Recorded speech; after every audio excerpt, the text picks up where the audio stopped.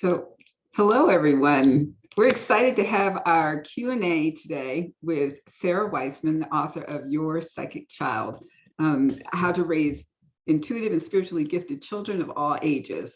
So we've been advertising it. This is our book, and you can purchase it on Amazon, which I recommend for any parent with a psychic, highly intuitive child. This is a great book, great resource, a lot of information that you will find helpful. We found helpful when we were looking for something for our child and to help us with him. This is one of the first resources we came across that became very helpful for us to start understanding this gift of this trait and these abilities. Now, Sara is a visionary teacher of spiritual intuition. She's the author of 16 best-selling books on intuition, including the Your Psychic Child, and I have a couple others. The Intuitive Path is another one that Sara has written, and also Messages from the Divine. These are just two more, and she has more books. And she has also set up Intuition University, which lots of information that's out there for people and for parents to have to understand how to start working with your intuition. So I'm just going to say hello to Sara. Welcome. We're so glad to have you here. Yeah, I'm so glad to be here. Thanks for asking me and getting to be with you guys today. Yeah, well, thank you. Thank you. We want to just bring your information and knowledge to the group. We've had different experts coming in and talking to them. We want to make information available, resources available, so that people and parents have this at their fingertips to have in their parenting toolkit, and just to hear from your experiences and your knowledge, you know, what you can share with our group to help any parents that are just new coming into it, or those who have been experiencing working with their children who've had this for a while, and any new tips and techniques and what you can offer to us. Yeah, absolutely. Well, I guess I just want to say, for those who aren't familiar at all with me, so I am the parent now of 3 adult children ranging from like 22 to 31-ish, I think. And then I have a stepson who's older. So they were all the guinea pigs for the book when they were at their different stages of development. When they were at home, that's when I started to sort of notice all of these shifts and changes in them. That was really around the same time frame when my own abilities were opening.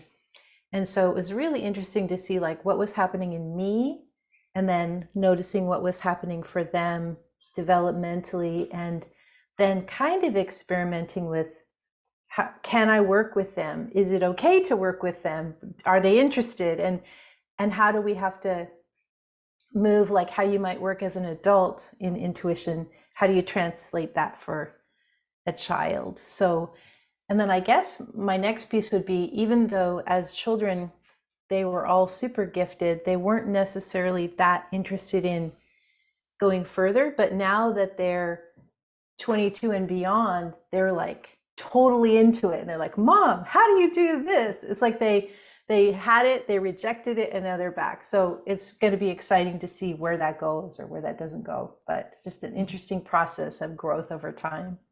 Wow, and I'm glad to hear you say that, because our son is 12 and he's in that stage now where it's like it opened up really big. Now he's in that stage of like, I don't want to deal with it right now because I'm trying to fit in.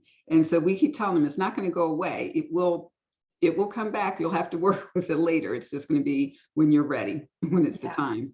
So Sara, how did you said it opened with your children. So did you have any of this when you were a younger child? Can you kind of take us how you came to your abilities? Yes. So I definitely had it as a child, but because of the time frame that I grew up in, we weren't given, we didn't have any of this in my family languaging or family culture. We were fairly mainstream, I guess, and there weren't restrictions. I know for some people growing up, their families are like, no, this is wrong, or this is evil even. For me, it was just like it didn't exist. And so all these experiences would happen, and all I was given is, oh, you have such a good imagination, or yeah, you're so creative. And it was like, Mom, there's a spirit person in the room. Oh, you have such a good imagination. So it just kind of made me really uncertain, like, was it even real? Because that wasn't acknowledged. It just wasn't there in the culture yet. And so all of these things would happen, but I had no context for it. And then in 2000, I had a near death experience on a plane. And that was where sometimes big accidents or big events or big traumas just kind of crack everything open. And that's when I started to realize something different. That's when everything kind of opened up and I started to really understand what was happening, which was interesting. Wow. So So then, it opened up for you at that point, and you said you had your children at that time. So yeah, how did it tie into with your I children? think I had, I think by that time my children were probably 0 to 8 or something around that. So um, yes, as I opened, this is happening, this is happening. My experience was I had guides a lot. That was one of the biggest things that happened to me. And then I think at that same time, my youngest started to have her quote imaginary friend that was named Squishy, but Squishy was a spirit being of some kind. And so I would just, instead of saying, oh, that's just her imaginary friend, I was able to say, oh, I have guides.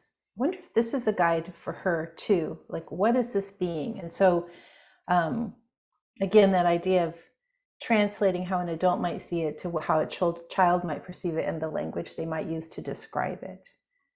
It's kind of the journey. So how did you know your guides actually just were helping you? Did you have information or resources? How did you know how to work with what was happening for you and then to translate it for the child? Yeah, quite a journey, quite a life journey. Still working on that, but um, I think when so I began, I had this near death experience. Everything opened up, and then I started to channel in writing, which just sounds like it's something that you might be doing, or channeling. And I didn't know what that was. It just started to flow through. And when I met my current husband, he had a very big history in like the mystic arts, the Eastern mystic arts.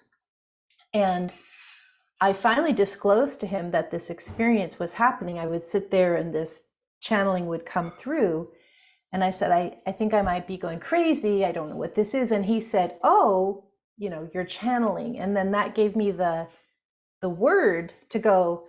I don't even think we had Google back then, but to start like looking for it at the library. What is channeling? And then like each piece where I had a question, someone would show up.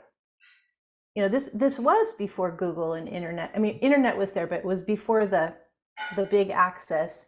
But each piece would just, somebody would come and say, oh, that's this, or that's, this. And then it would go from there. And I think that's how the universe works, kind of for everybody, actually, regardless of what you're working on. The next puzzle piece is given to you. So I absolutely yeah. agree with that. So then that's beautiful to hear how it started unfolding. And I agree, it does happen like that for everybody. It's just whether they realize it or not that it's happening in that way. So then what led you into writing the book? It was your psychic child, was that the first book, or you did your channeling book first and then? No, I think the Writing the Divine was the first book, the channeling. I think Your Psychic Child was the second or the third book. Um, I don't actually remember. I think it was, oh, actually I do. At the time I was kind of still doing journalism and so forth, and I wrote for a lot of parenting magazines, and I must have just suggested to the publisher, hey, I write for all these parenting magazines. Hey, I have these kids. We're having these weird experiences. What do you think? And they were like, yes, we're interested. So, and it was interesting that you were saying like, so I was just before our call today, I was looking at, so there is this one, the one you held up. And then I remembered there's also this one, I think is in Belgium. And there's also this one in French, and there may even be a Spanish one. I'm not sure about that, but so that was just kind of curious to me, like what parts of the world at that time were super interested in, like in France, they must have been interested in that, or in, I don't, where's Belgium? I'm not, the Flemish. So that was just shocked me that it would go into that language. So specifically, that's interesting to me. No, see, and I think that's great because that was one of the things with this group and setting it up. We've got members in different countries and around the world. Mm-hmm. And that's one of the messages and what we've been trying to get out there too, is that it's children everywhere. It's people everywhere. This is all over. So I think it's great your book has been translated into different languages because it's needed in different places Yeah. everywhere. Well, and it's like also a lot of people set the groundwork, like the Indigo Children, um, and then the Crystalline Children, and some of these other groups that were being explored maybe in, I don't know, like the 70s and on. I'm not really sure of the time frame, but this idea of special children or new generations coming forth with different abilities than their parents or grandparents had had. And so we're moving rapidly into like the explosion of psychic children because we're in this Aquarian age now, which is so awesome. Yeah. You're absolutely right because it's more and more and more, and it's getting people to understand how these kids are coming in, to educate them about it, and then hopefully we were talking last night. We had a parent meetup and how we can, start getting the school system educators. That's the other thing is we're working with trying to get information out to educators and counselors and to out there for people to start understanding these children better because they have the sensitivity. And then when they're in school, it's not like you can easily just turn it off all the time. It's like, how do you work with the children? So we'd love to hear some of your insights on, just how would you suggest parents working with their children with their abilities, some of the insights that you've gained, working with their intuitive and spiritual gifts. I know you outline a lot of things in the book, which I think are so helpful, but what are some of the key things you think would be helpful for parents to understand in, identifying the gifts and working with their children with their gifts? I think with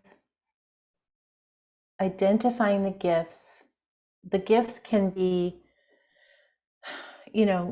kind of like go in a few different directions. Like some child might be a medium and have connection with the departed, and some child might have extreme clairvoyant ability and be able to see the future visioning. And some child might be a hands healer and they're always, working with the dog or cat and healing their arthritis or whatever they're doing. And um, so beginning to kind of notice, like not every child, like psychic children, they're not going to be the same. They're going to be different in their abilities, which is totally good. Kind of like you might think of it like a child that does really good at art. Some might be a painter, some might be a photographer, some might be a sculptor. That's all art, but it's different little aspects. So knowing that there's no one way and that the gifts may come not the same as for another child. And also that the gifts tend to, at least what I found is, one part will open and then another part will open and then another part will open. And so the gifts don't necessarily all come and show up at the same time. I think that's kind of interesting. I don't know why that is. For parents, I wouldn't really, so that's why it's important to not really pigeonhole your child like you were a medium and that's only going to be a medium for your whole life. It's like they might be a medium for a couple years and then really be like, I want to do hands healing or something along those lines. You don't need to pigeonhole them into one specific thing.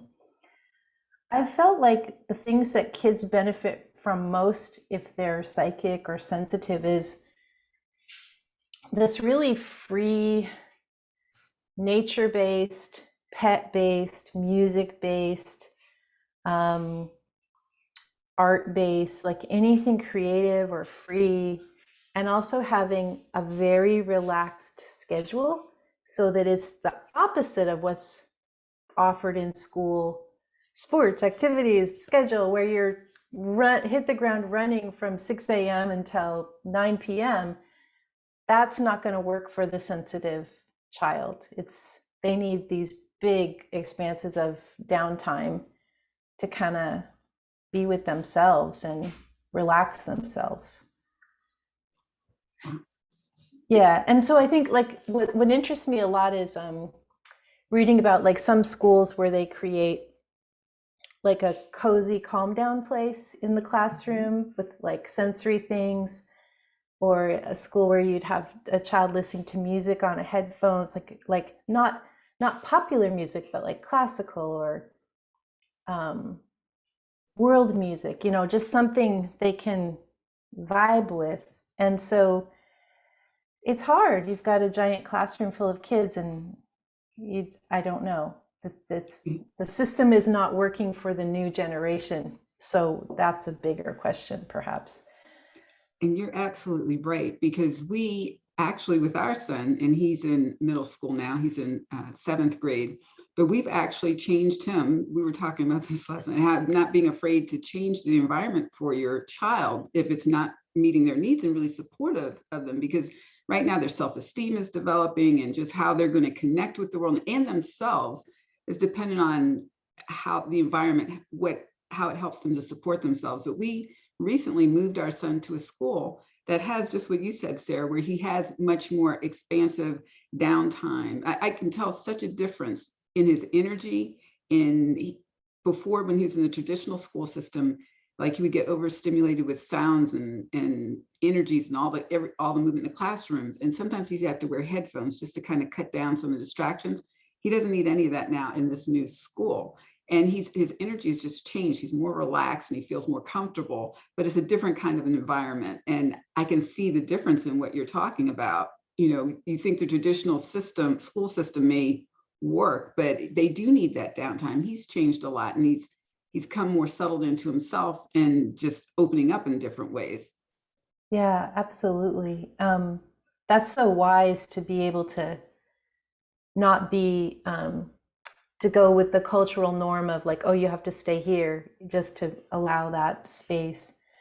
Well, I think for these sensitive kids or psychic kids, like what they're aware of, the big picture that they're aware of is oneness, and the systems that we have in society are mostly based on the old ideas of separation.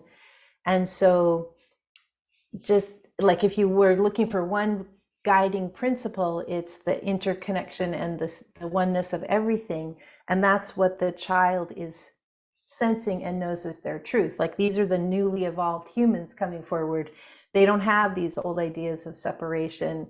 They haven't attached to the cultural norm of separation. They're a brand new spark of fresh air. So they need a whole different scenario than what we were provided with.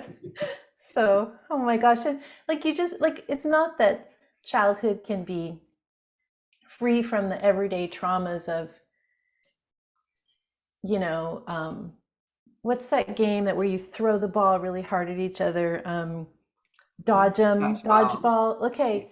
So like that's traumatic for many people. Like I'm just having trauma right now thinking about those days. But it's not that you don't want to protect them from everything. You just want to get them in situations where they are being affirmed that their specialness is good and that they're not separate from. They're sensitive as a part of who they are, and there are many, many, many others who are like them, just starting to look around and connect. Yeah, absolutely, Yeah. absolutely. And I also want to offer out to our community, if anybody has any questions, please drop them in the chat, or just raise a hand and you can ask Sarah I'll questions. Yeah, Pete, because I'll throw one thing out there if I can. I think the other thing I have noticed in the academic environment is that these kids also kind of force the teachers to address some of the standardized curriculum in a different way. And I've noticed that for example, the best like history, for example, which in so many cases is the memorization of dates and times and people and stuff like that. I had suggested to one of my son's teachers that um, the focus or the requirement for him to kind of hold on to dates and incredible specifics, that he had to really work at that.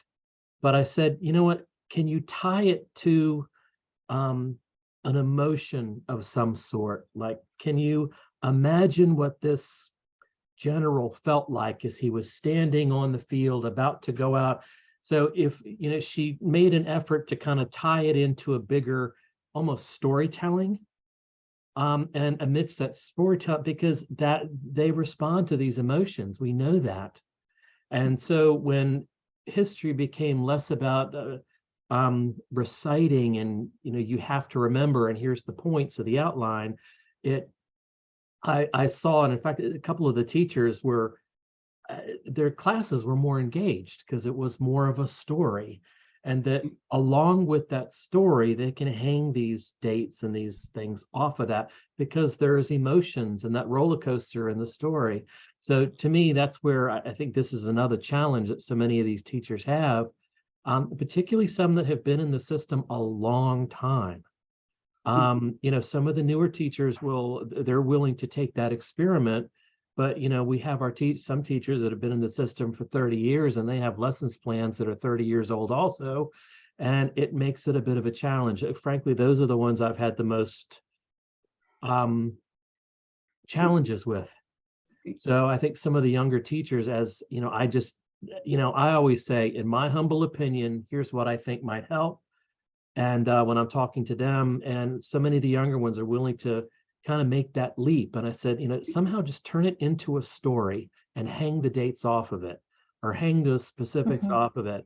And it makes it really can help with these kids who so need that the engagement to stay present, because they're feeling everything anyway. So why not use what is their natural default setting and work the curriculum around it? But it takes, you know, it takes a little while for some of them. Well, so Sarah, what do you think of that? I absolutely agree. It's like what you're speaking about, Pete, is like creating this full integrated emotional experience as opposed to, so what you're talking about is moving from the linear to the creative. And yeah, that psychic stuff is all on the nonlinear. I would suggest, I mean, I don't think this will be offered in the curriculum, but you know, a child forced to learn history could also just, you know, let's meditate and go into a past life. Okay, you're in 13th century. What do you see? And just, some kids could do that, some kids couldn't, but it would be interesting to make it personal. Like, if you have the belief that you've had many reincarnations, what lifetimes were you in? And that could be just kind of fascinating for a child, perhaps. I think too, like, this isn't just the schools, like this is in the entire culture of business, right? The same, like, we've been doing it this way for 30 years. It's all needing shifts. And I think having the more success with the younger teachers is because they're in these different generational groups that have come up more expanded.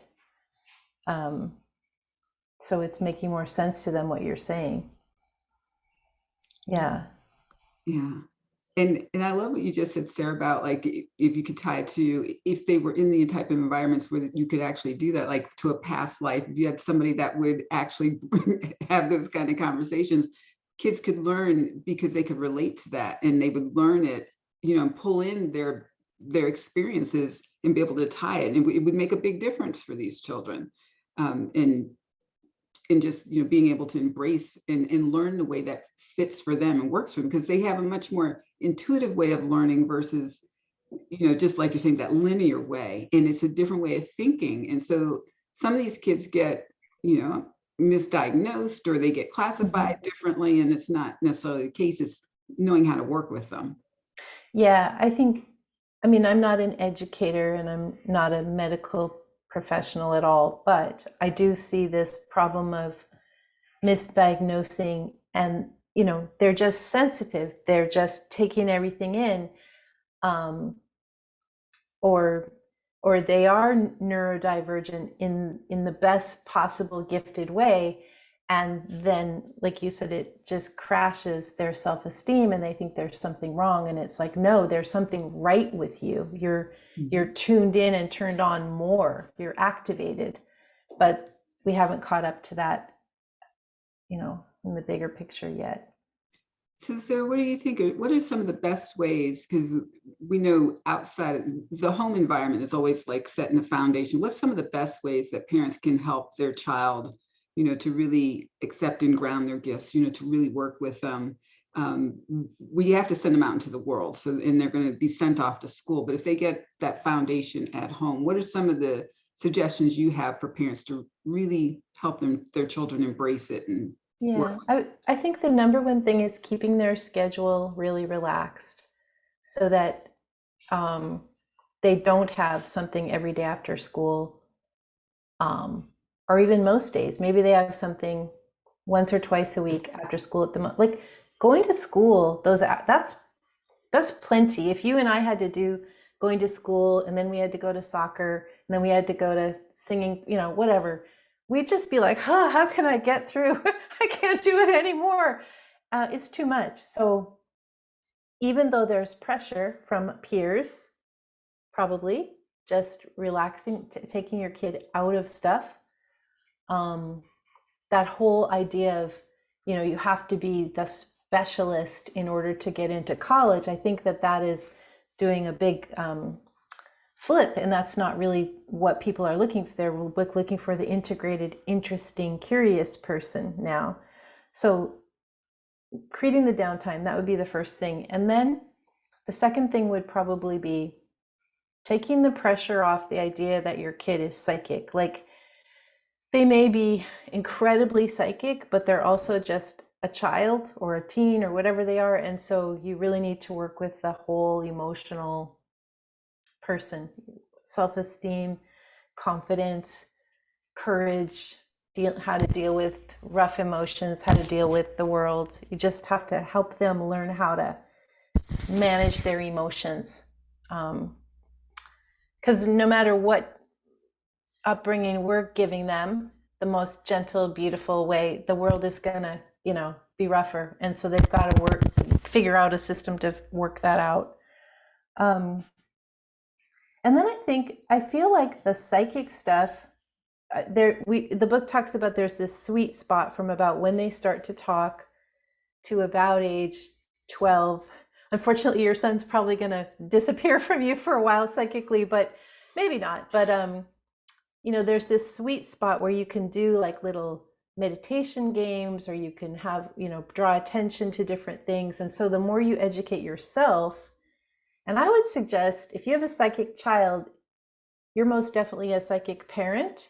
And so I would suggest the parents get trained in their own gifts so they can actually understand what's going on, like how it's coming into their kid, that they can actually understand what the energy feels like. So what do you, Ellen, have you noticed that? Like, you're like, some of these things are happening. What do you do for your own practice? I'm curious.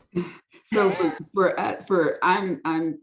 I've got the abilities. My husband's he's got the energy healing side of things. So our son's got the combination of a whole package. But I know for me, just staying connected, meditation, like we talked, writing, I am practicing medium. So I took it on and really, I'll just share a quick little 1 minute thing with you here. Is like for our son, we didn't understand what it looked like in a child, and we landed on the Psychic Kids show. But it was around that time, and I went through the same thing as you. My abilities were opening when my sons were opening after I had him. Didn't know what it looked like in a child. But one day he said to me, he said, "Mom," when he came home and he was feeling down in his abilities, and he was talking about it, and I was trying to get him to feel better about it. I was like, he's like, kids don't understand. I was like, well, you have to embrace you and all of this. And he looked at me, he said, "Mom, I can't be me until you be you. Stop hiding." Ooh. Wisdom of the young. And I was like, oh my gosh, that was like right out of the mouth. It was, Yeah. the universe came and said, you know what? Wake up, wake up. And so that's when I was like, okay, I really have to start looking at myself, and I can't teach him to love and appreciate his gifts and accept it if I'm not doing that myself and kind of shying away. And that was really what pushed me. I was doing things kind of quiet, but I was like, now I'm out there and I have to show him what it's like. Yeah. And really, he needed that. But so what you're saying is so important. Parents have to grab hold of this Yeah. and, work with their own ability to help model for our kids and show them, because what you said, usually if you have a psychic child, there's a psychic parent or Yeah, in the family line. absolutely.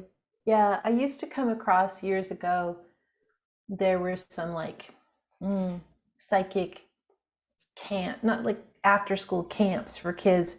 And I didn't think that was a good plan because the parents would just, like the old way, just drop them off. Have fun at psychic camp. We'll see you in 2 hours. And that's exactly like, we have to walk our own walk in order to, we have to know what's happening so that we can help kids. And especially, I don't think this is a very big concern, but if you had a child that got really involved in, say, the occult or the darker energies, you would want to, as a parent, know how to navigate that so you could pull them out of that vibrational level, or you could understand what they were going through. And again, I don't think that's the normal range of where most kids go, but if that started to happen, you would want to have some experience or some understanding of like, okay, what can I do? Well, I've got to work with that. I guess tying into that, and this is a little bit more for probably older kids, is like, once the whole drugs, alcohol, substances, porn, social media addiction, once that age starts, then you have to understand that everything that comes in on every screen is a portal.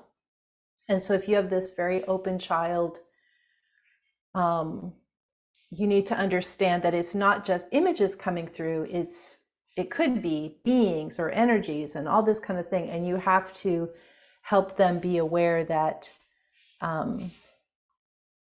it's a portal. Everything is a portal, especially in modern world. And if a child is using drugs and alcohol, then they're probably going to get into some darker energies. Or if a child's completely on certain kinds of TikTok or certain types of gaming all the time, they're going to be going into a portal of darker spaces. So you need to be aware that it's real. Like, it's real. It's not imaginary, this energy that comes to us. So again, I don't think that's normally what happens, but just being aware that can happen. Well, I'm glad to even hear you say that, because not only for myself, I've talked to a few other folks. So at first I was thinking, well, maybe it's just me, but like, even just, I love that you said it's a portal, because for me, social media, too much of that. And it's like, I get over stimulated, the energy of it all. It gets to be too much. So I can imagine what it would be for children who have access to that and are just going through that. I love that you said it's like a portal. It makes perfect sense for energy and just different things coming through.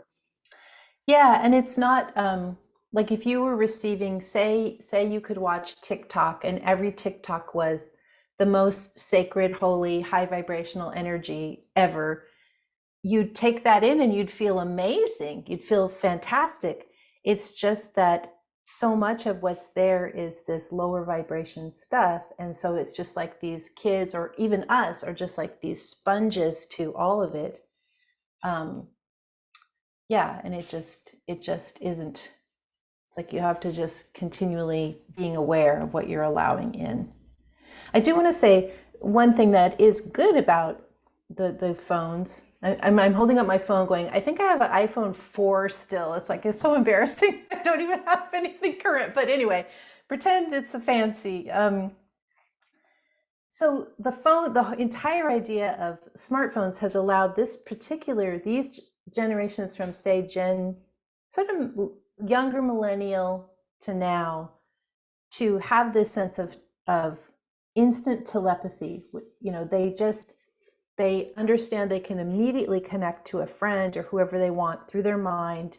They do still have to use the phone. I'm going to call my friend, but there's not this separation in the brain like we used to have, where you think of the phone as something like on a long wire or installed in your house on a landline. And so this telepathy that's opening up around the world, where people in the same vibrational level, kids in the same vibrational, are able to connect and sense each other as part of collective soul, is the word I would use. And so this technology has boosted the ability of this generation. It's not something to be afraid of, it's just something to be used with discernment. And I think technology is coming very soon, or it might even be here, that is the next step. It feels like hologram or something.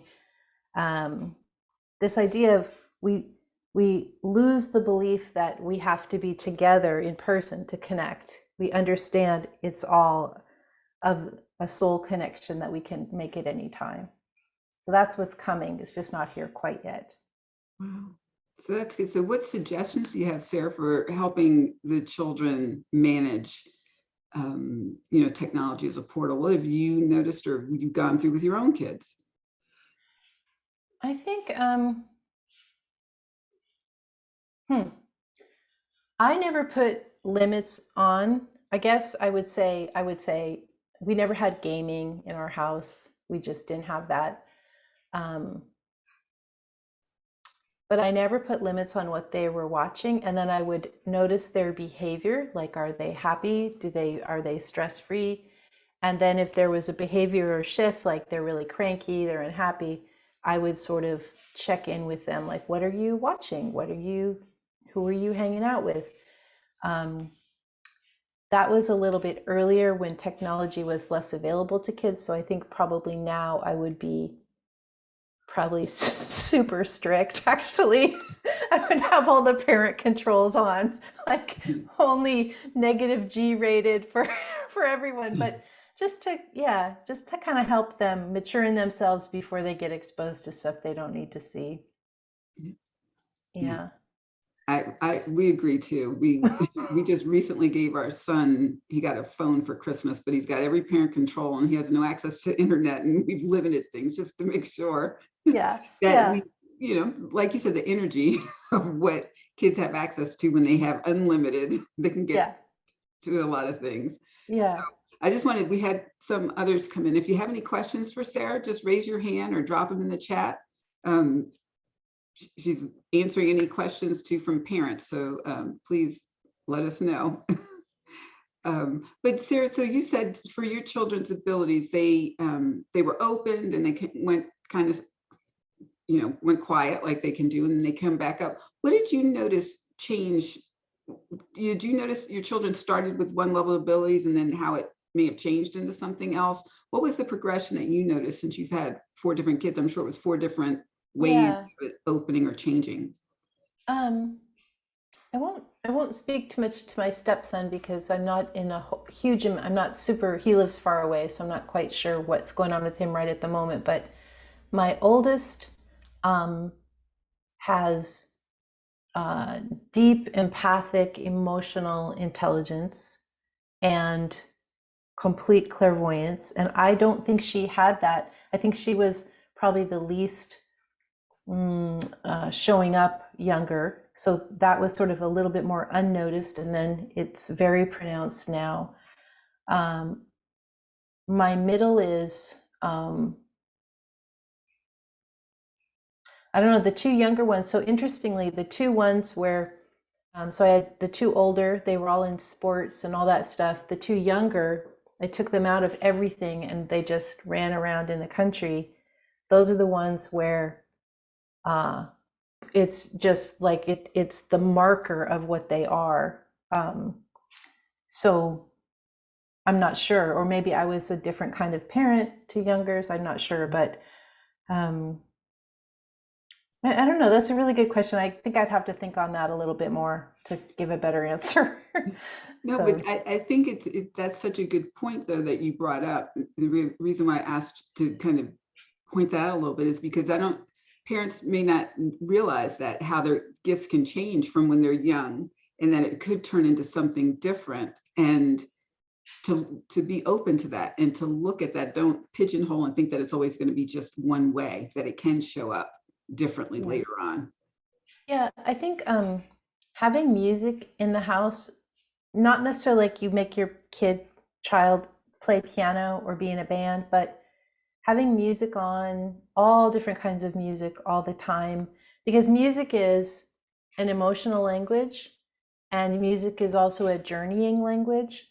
And so the more we're in that space where we can attach to this like emotional journeying that's not really tied into anything linear, that's really useful. It sort of trains the mind to travel, or trains the soul to travel, or the soul knows how to travel. It sort of trains the ability to travel. And then also having animal companions, if that's something that's possible, because sometimes there will be an animal that comes with the family that is like a spirit guide to the child, that is like the mentor and the healer and the teacher. Not always. You don't always get a super conscious animal, but the animals that are super conscious, it's like having another person in the home.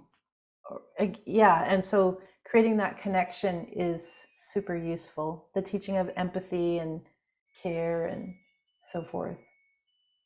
And again, not like roughhousing with the dog. It's more like the dog comes and sits with you and you sense the presence of the dog, or you sense the presence of the cat as this is a being, this is consciousness. That those types of things, that awareness of consciousness. Yeah. Yeah.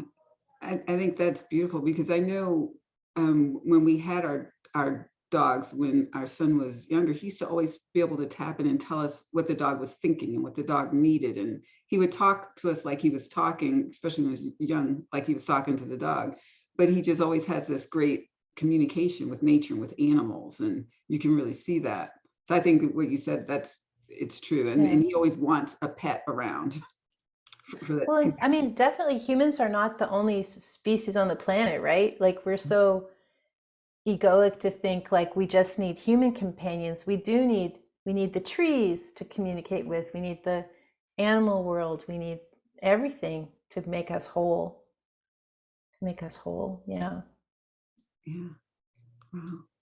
So, what are some things, Sarah, that you think that you would recommend parents not do when Mhm. recognize that your child has these sensitivities or these abilities? What are some things that you think parents should know that they shouldn't do that would not be helpful for supporting? Yeah. I think the way that I work, I don't work with very many physical props or tools. So I find it works really well to, um, I have an entire collection of like, say, oracle cards, but I probably wouldn't start my child off on a card, or I probably wouldn't start my child with crystals, or I wouldn't give them something, like I'm not sure. There's a lot of commercialization right now around New Age and metaphysics.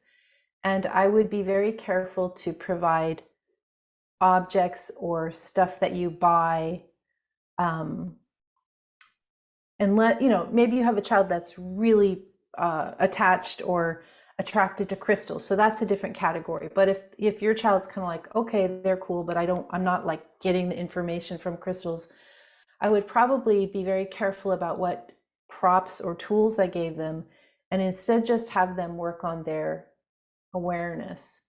It would be more important to have them be outside and like, can you hear the wind? Or can you feel the wind?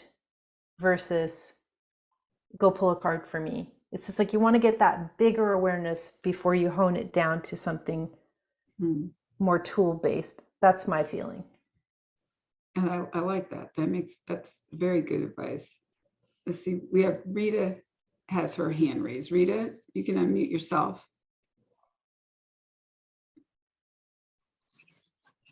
Hi, everyone.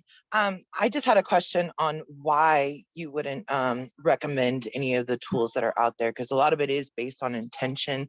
And I'm just curious on what you would offer for protection for these children. Yeah, really good question. So I think the tool part is my own experience of working with mind's eye as and channeling with no tools, and seeing how quickly awareness comes in um, from that practice. I think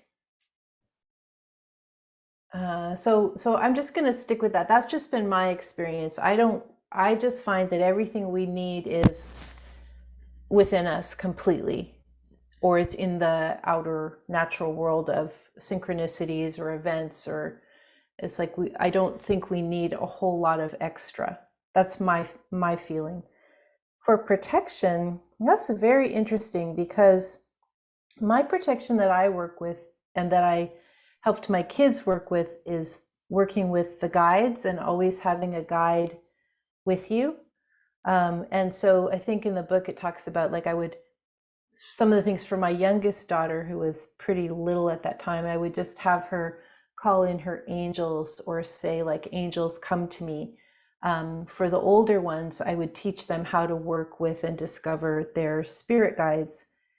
I found that that was significant protection at that time for them. It's just like they have this direct connection to spirit in a physical form that they could return back to time and time again. Sometimes people like to give their kids something to wear. I don't know. I think that's a pretty, I don't think I did that then, but I think that would be a pretty reasonable thing now to offer. But I always connected to guide form as opposed to, surround yourself with energy. Or I always had that specific, we're going to go work with this spirit guide, or you're going to go work with your angel, as a personal relationship to spirit. That's how I did it. That's what worked for me. Oh. Okay. And I like that too, because I know that for protection for us, like even with our son, we have him really just looking more like boundaries, like setting boundaries around him. And then we really, have him focus on that. And then we always tell him, we keep your intention always from the light, and we only work with good, and, keep anything else, you can't invite anything else in or around you in that way. Like you're saying, so like that connection to your guides, your angels, it keeps it, the intention away from anything negative that could come. Yeah. And I think this is where, like, the more the parent educates themselves on dark and light energy, or how to connect with their own guides, then the more clear it becomes how to explain to their child what it feels like. I love the word, like, it's like yes to the instincts of the child. If it feels weird, it is weird. If it feels uncomfortable, it is uncomfortable. And providing that level of boundary, like, how do you feel? You know how you feel. How do you feel? And then helping them to verbalize that, so that they have that protection from within all the time. They just are aware of their, yes to the intuition, yes to the instinct. It's correct. Wow. Yeah. Yeah, that's great. Yeah.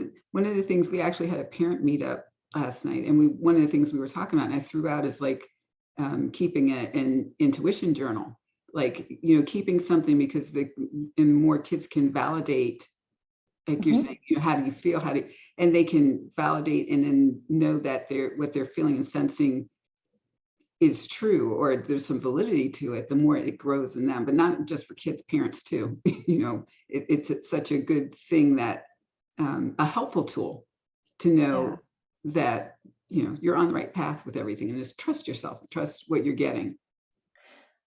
I think that word boundaries is coming up again as something, I mean, it's a very popular word right now, and I think it's popular especially among, adults working on different parts of their lives. But I do, it's just bringing up for me, like, a lot of times spiritual and psychic kids are so empathic, they just merge with it all. And then, of course, they're going to merge with some stuff that's not what they want to be merging with, or they're going to be so compassionate, they're going to be nice to everybody, or they're so empathic, they're kind to everyone.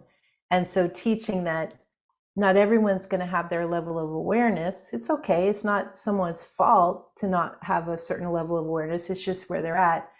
But learning to create the boundaries, so they're not taking on other people's pain.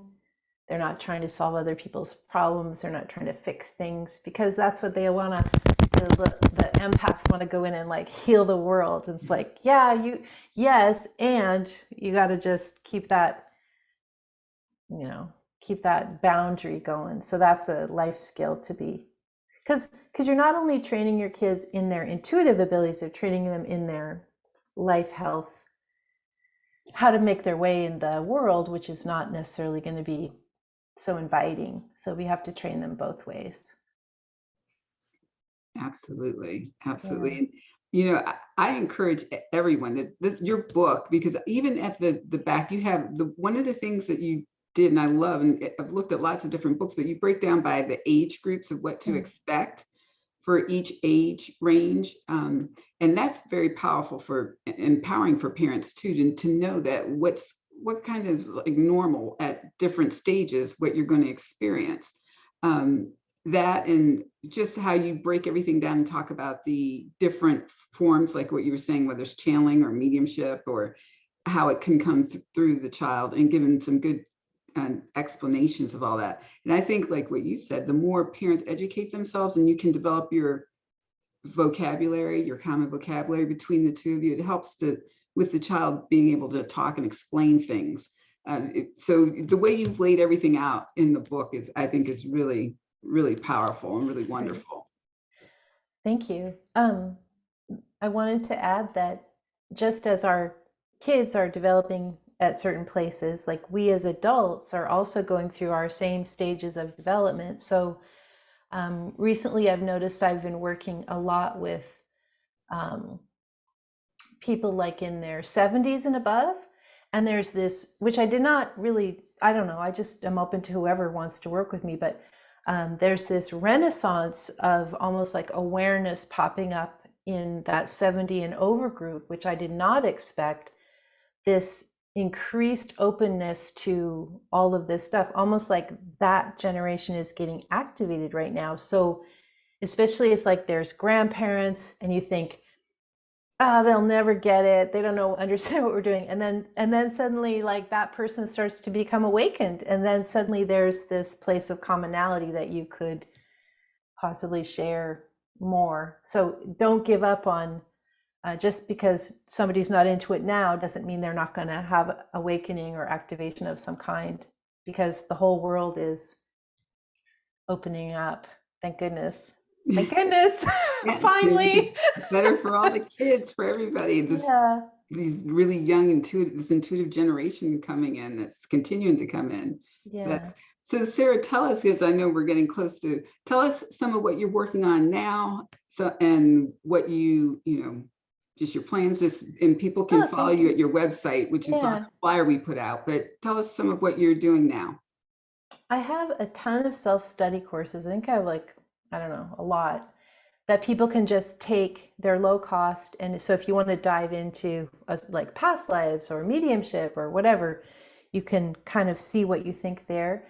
And then my main focus now is I work with, I have group training on Zoom that I'm taking people who want to be adults, who want to be readers, or who just want to explore this work for their own personal usage.